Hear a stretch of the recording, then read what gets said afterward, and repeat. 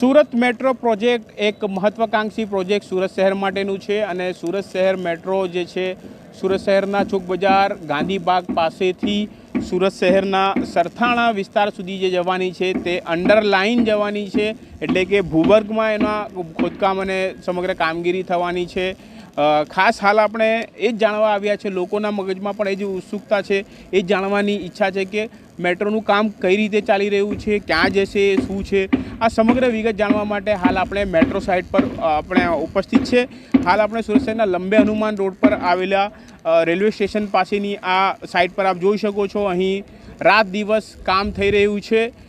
કામ કઈ રીતનું થઈ રહ્યું છે, કઈ દિશામાં થઈ રહ્યું છે, કઈ રીતે મેટ્રો લાઇનને લગતા જે સવાલો છે, લોકોના મગજમાં જે સવાલો ઉપસ્થિત થતા હોય છે કે ભાઈ ક્યાંથી જશે, કઈ રીતનું એનું ખોદકામ થશે, આસપાસ નુકસાન થશે કે કેમ, આ જે બી ક્વેશ્ચન છે તે આપણે કર્તવ્ય ગુજરાત પર વિશેષ મુલાકાત આપણે મેટ્રોના જે અધિકારીઓ છે તેમની સાથે કરીશું। આપણી સાથે છે ડીપીએમ જે છે जी આપણે એમનું ઇન્ટ્રોડક્શન પોતે જ લઈએ।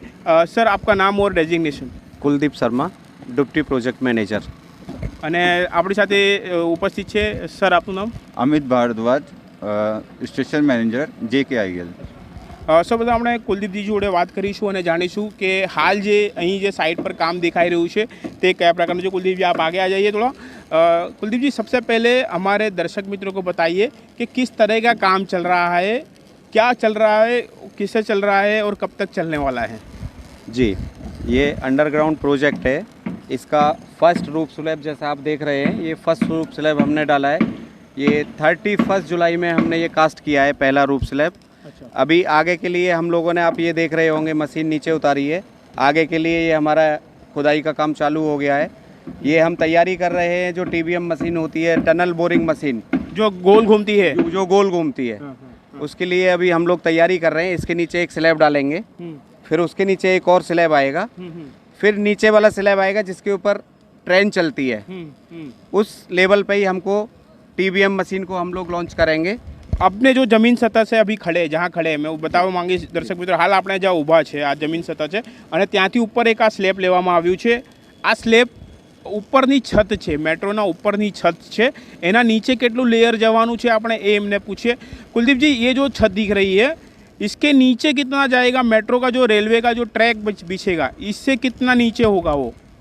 मैं आपको, जैसा कि आप हम लोग खड़े हुए हैं जिस लेवल पे, उससे 25 मीटर नीचे हम लोग मेट्रो का ट्रैक डलेगा, उसके ऊपर रेल चलेगी। यानी 3 से 4 माले और नीचे ये कह सकते हैं? जी जी जी हाँ। जी। तो ये एक जो पूरा जो ट्रैक अभी दिख रहा है, आप दर्शक मित्रों बताओ मांगिस, आज ये ट्रैक, ये जो दिख रहा है, ये ट्रैक के नीचे और क्या आएगा? इसके नीचे एक लेवल आएगा। हाँ। वो गवर्नमेंट के ऊपर डिपेंड करेगा। उसके नीचे वो प्रॉपर्टी डेवलपमेंट करेंगे या पार्किंग देंगे।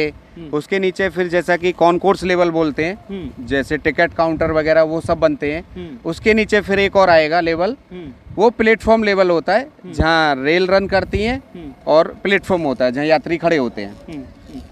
તો દર્શક મિત્રો ટૂંકમાં વાત કરવામાં આવીએ તો એમણે 3 લેયરની વાત કરી છે। 3 લેયર એટલે પેલું જે આ લેયર દેખાઈ રહ્યું છે એના નીચે એક લેયર બનશે, તે ખુલ્લો ઓપ્શન છોડી દેવામાં આવશે કે ભવિષ્યમાં જે ગવર્મેન્ટ શું કરવા માંગે છે પાર્કિંગ, કારણ કે જે રીતે સુરતને વર્લ્ડ ક્લાસ રેલવે સ્ટેશન બનાવવાની પણ વાત છે, એટલે એને રેલવે કનેક્ટિવિટી સાથે જોડે છે, BRTS સાથે જોડે છે, એટલે પાર્કિંગની વ્યવસ્થા અથવા કનેક્ટિવિટીની વ્યવસ્થા રાખશે।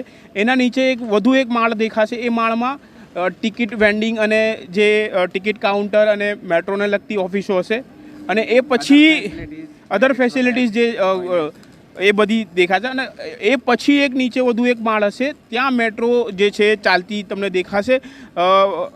कुलदीप जी, खास जो मेट्रो है वो कितनी सुरंग खोदेंगे आप और किस तरह की अप एंड डाउन लाइन लगेगी वो बताइए आप।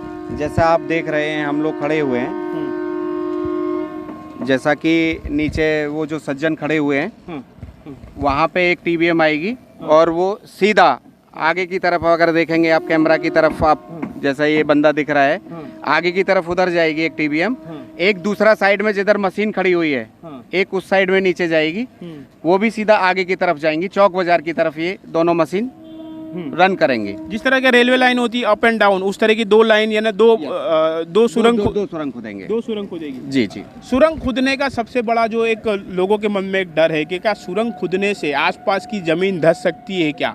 जिस तरह से सूरत शहर ऐतिहासिक शहर है और राजमार्ग जो आपका विस्तार है आपके अंडर में, जो जय कुमार के अंडर में आया हुआ है, काम करने का मौका आपको मिला है, तो ये जो है ऐतिहासिक शहर है, कई इमारतें 100 साल पुरानी हैं, तो उसको कोई दिक्कत आ सकती है जिस तरह से इसका वाइब्रेट होगा, जिस तरह से मशीन चलेगी? आपने 3 लेयर की खुदाई बताई है, क्या लगता है?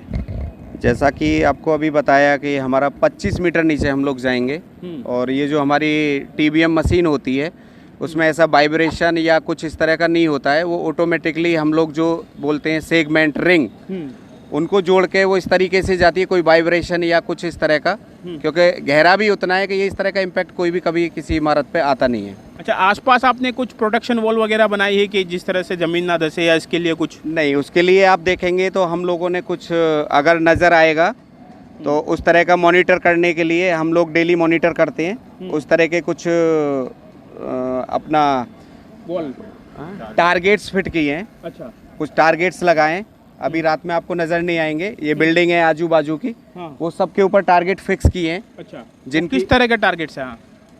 वो टारगेट्स रहते हैं, हमारे सर्वे वाले लोग लेते हैं, रीडिंग्स वगैरह लेते हैं उसकी, कोई सेटलमेंट डिफ्लेक्शन वगैरह, कोई सेटलमेंट वगैरह अगर होता है तो वो रेटिंग के द्वारा मॉनिटर होता है डेली। यानी कुछ भी अगर काम काज के दौरान कुछ भी चेंजेस दिखते हैं तो वो तुरंत आपको रिफ्लेक्ट हो सकते हैं। हाँ, वो रिफ्लेक्ट होंगे।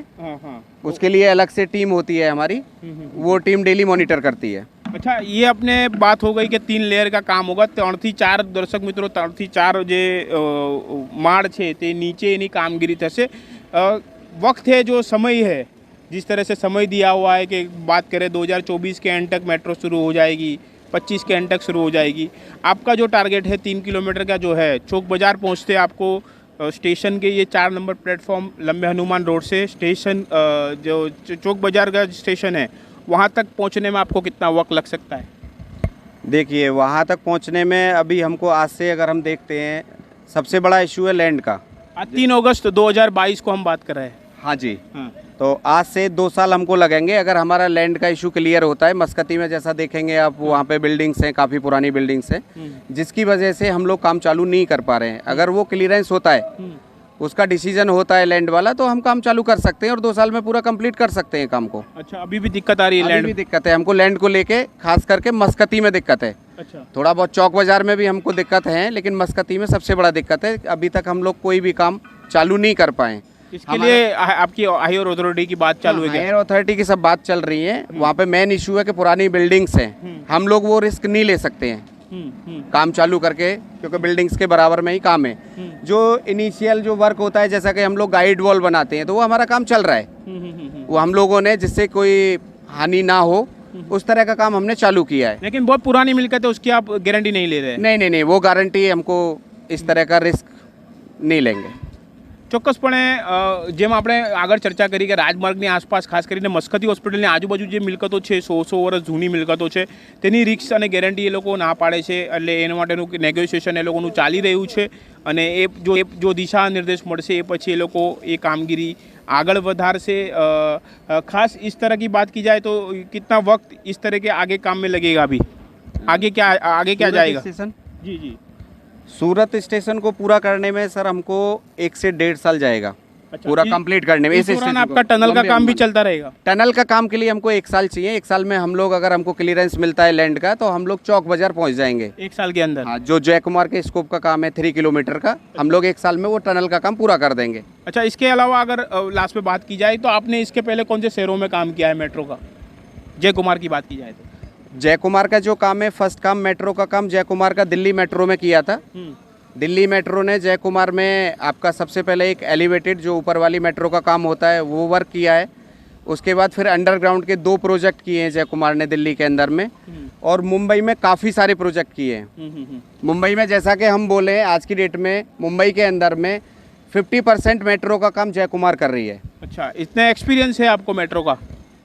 मेरे को जय कुमार को काम करने का, मेट्रो का इतने? जय कुमार को एक्सपीरियंस आज की डेट में सर करीब 12-13 साल हो गया मेट्रो का वर्क करते करते।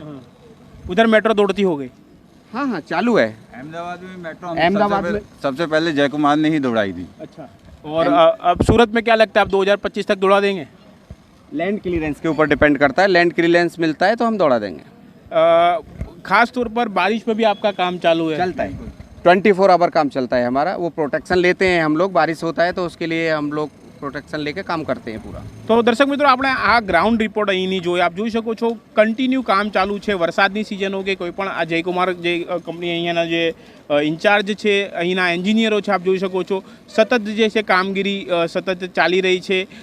કન્ટિન્યુ જે છે કામગીરી ચાલી રહી છે, રેલવે સ્ટેશન તરફની કામગીરી ચાલી રહી છે અને તેઓનું કહેવું છે કે જો લેન્ડ ક્લિયરન્સ તમને મળતું રહેશે તો એ 1 વર્ષમાં જે છે અહીંથી સીધા ચોક બજાર સુધી પહોંચી જશે અને જે ટનલના જે કામો છે તે આગળ થઈ જશે। કેમેરામેન ફેઝાન ઝારા સાથે કાદિર શેખ, કર્તવ્ય ગુજરાત ન્યૂઝ, સુરત।